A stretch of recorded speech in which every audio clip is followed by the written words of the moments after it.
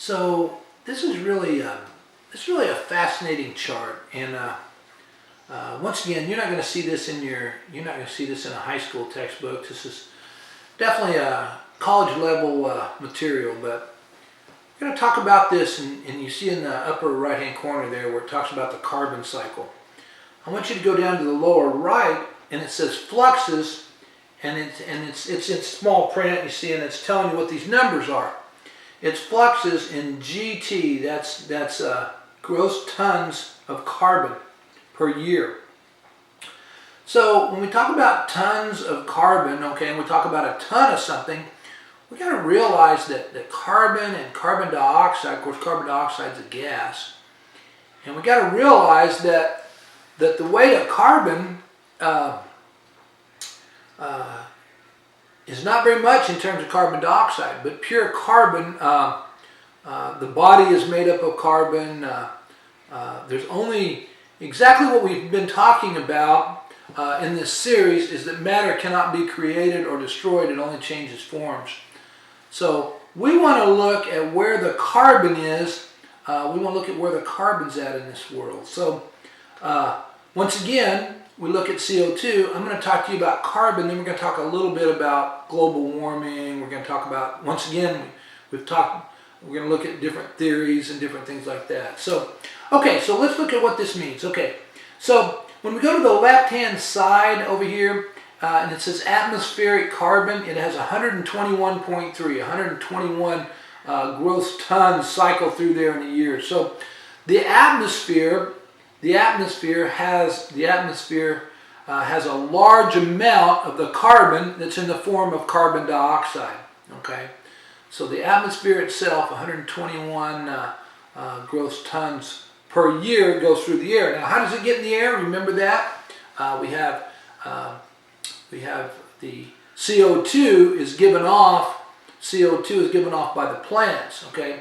But CO2 is also given off in other ways. Let's look over there where it says fossil fuels. It talks about fossil fuels over there. It says 5.5 tons of carbon are given off by burning fossil fuels. What are fossil fuels? Anything that's gasoline, oil related. Okay, something that came from coal or something that was once living that now we're burning, that's a fossil fuel. So it says 5.5 tons per year is given off into the air. Now look what we have. Now we have this other deal. We have a kind of on the left-hand side here. We have where the plants are giving off CO2. Look what it says here. It says 60. See the number 60 by the trees. It's showing that the plants give off about 60 tons of CO2 per year in the atmosphere, which if you'll notice is half of the 121, okay? So plants are the major production of CO2 in the air. So why is CO2 significant? Because it contains what? Carbon. This is a carbon cycle. Now look at that same area with the trees. See where it shows the arrow down? So it shows about 60 tons per year, okay? 60 tons per year go back into the trees. That's interesting. Okay, that's interesting because what that's showing is that the trees take in the carbon dioxide from the air because the animals, the plants take in CO2 and give off oxygen. Why are they giving off CO2? Because they're giving off oxygen through transpiration, and as they do that, it absorbs carbon. Okay, it absorbs carbon, which allows them to make the CO2. Now look at the soils. The soils are giving off another 60, okay? So that's almost half of all of the carbon dioxide in the air as well. So what does that tell us? Well, that tells us that the major part of the carbon in the whole earth is found in the soil, okay? The major part is found in the soil. The soil contains what? The soil contains organic material. What does organic material mean? It contains carbon. So where's the major source of carbon? It's in the soil. Okay, the soil and the earth. All right, it has dead and decaying matter in there, and when they break down, then they form carbon dioxide. So where is the most of the carbon in the carbon cycle? It's in the soil. Now that's kind of fascinating because then we find there's a large amount of carbon in the ocean. Okay, we find a large amount of carbon in the ocean. See, they show carbon in the sediments. See, it says 0.2 tons per year that go into the sediments in the ocean. What is that from? That's from dead material in the ocean, things that die. The carbon falls to the bottom of the ocean. Dissolved organic carbon, where does that come from? Well, that comes from things that have died, and it's been the carbon circulated in the water, but it also, where it says marine bio in there, okay, it also shows that the plants in the ocean are giving off CO2 as well. It's kind of interesting because we found that a large percent of the oxygen in the air is actually coming from the plankton and the zooplankton in the ocean, the microscopic organisms. Now, I want you to go over, okay, I want you to go over to the right again, and I want you to look at the fossil fuels. How many places do we have stuff going up in the air? Plants are giving off CO2, okay? The soils are giving off some CO2, all right? And the fossil fuels are giving off CO2. Now, what's taking in the CO2? Everybody follow what we're saying on this carbon? How is the CO2 getting in the air? Well, the soils are giving off a large amount. The oceans are giving off some, the fossil fuels. But what's taking in the CO2? What's keeping the CO2? We're going to talk about why CO2 is important here in just a second. So the plants are taking in the CO2. The ocean is absorbing some CO2 because there's plant life in the ocean that is absorbing CO2, and then that CO2 deficiency in the ocean is less. So the more ocean plants we have. So you say, well, are there very many plants in the ocean? Oh yeah.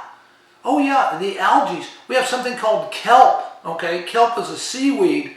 Okay, that's probably the largest species of plant in the world that lives in the ocean. So it's taking in, just like any other plant, it does photosynthesis. It lives on the top of the ocean, absorbs the sunlight, and it is pulling in CO2.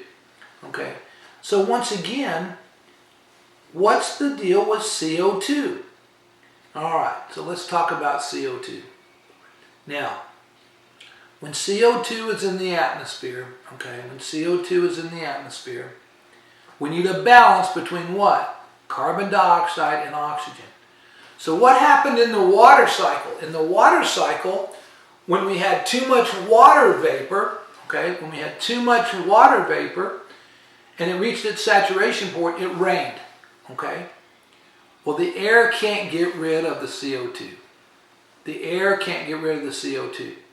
So what happens is the CO2, if we don't have a good balance, if we don't have an equilibrium between the oxygen and the carbon in the air, okay, and we have too much CO2, then we change the ozone layer because we take that extra oxygen out to make the ozone layer. So what happens is we make these clouds, okay, we make these clouds that keeps the heat into the earth, all right? Well, if we have too much ozone and we pull the O3 out of those layers of the ozone layer, then we let too much of the sun's ultraviolet into the earth. So this is a big one, and I want to talk to you a little bit about this. Here's another theory that's out there. I want to just give you the facts. Scientists don't really feel like that man is really making the difference on global warming. What is global warming? Global warming says that our atmosphere and our temperatures are getting warmer than they should be. That the glaciers are melting and that we're getting too much heat on the earth to keep everything in a good balance. You know, same as clouds in the water cycle. Well, that was kind of Al Gore, who was a presidential candidate, actually developed the first concept of global warming. And the idea is we want to take care of our environment, and burning too many fossil fuels may put CO2 into the air. Cutting down too many trees might eliminate CO2 from being absorbed out of the air. And we think that might have some effect, but we don't feel that global warming is due to the CO2. We think healthy air probably needs a good combination of CO2 and oxygen. We need a balance. Why? Because we breathe in oxygen. If there's too much CO2 and it's taking the place of the oxygen, then there's less air for us to breathe. So it's important that we take care of our atmosphere, However, we don't believe that global warming, that man is actually going to be the effector of global warming. We feel that we have been through an ice age, and that right now we're probably going through a similar ice age, and that temperatures will get warmer, and then years later they'll probably get colder again. But it is important that we try to take care of our atmosphere, so that's why you hear of burning less fossil fuels, because fossil fuels add the carbon dioxide to the air. It's also why we hear that we should plant trees and not cut down so many trees, because what do trees do? They take the carbon dioxide out of the air. So once again, that's the global warming thing. Why is this important? Because we're looking at the carbon. Where do we fit in? Where do humans fit in? Humans live on there. It didn't show you the percent of carbon that's in humans and plants. However, we're made up mostly of carbon. So where do we get our carbon? Well, we actually get our carbon from plants. We actually get our carbon from the plants that we eat, and the proteins and the nitrogens. And where does that come from? The soil. So we get our carbon indirectly from the soil, because the plants take the carbon up with their roots from the soil into the roots, into the plants, into the leaves. And what happens? The cows eat the grass, which comes from the leaves. We eat the cows, we get the carbon. As we eat plants and we also eat animals, we get the carbon that we need to replenish the carbon in our bodies. A woman that's pregnant has to eat a lot of proteins and take in a lot of carbons to be able for her body to manufacture the cells to make the new carbons of a new living person. So most of our carbons come from the soil, which indirectly go through plants and animals that we eat. So once again, looks kind of crazy, but let's sum up some of the major things. Okay, most of the carbon is found in the soil. The reason why carbon dioxide is important is that it contains a large amount of carbon that's suspended in the air. The reason why carbon dioxide is also important is we need a balance of carbon dioxide, CO2, and atmospheric oxygen, which is O2, in the sky, in the atmosphere. When we have a balance in the atmosphere, then we're healthy. When we have an imbalance in the atmosphere, then we have to worry about being unhealthy. What causes a good balance? Trees take in the CO2 and give off what? Oxygen.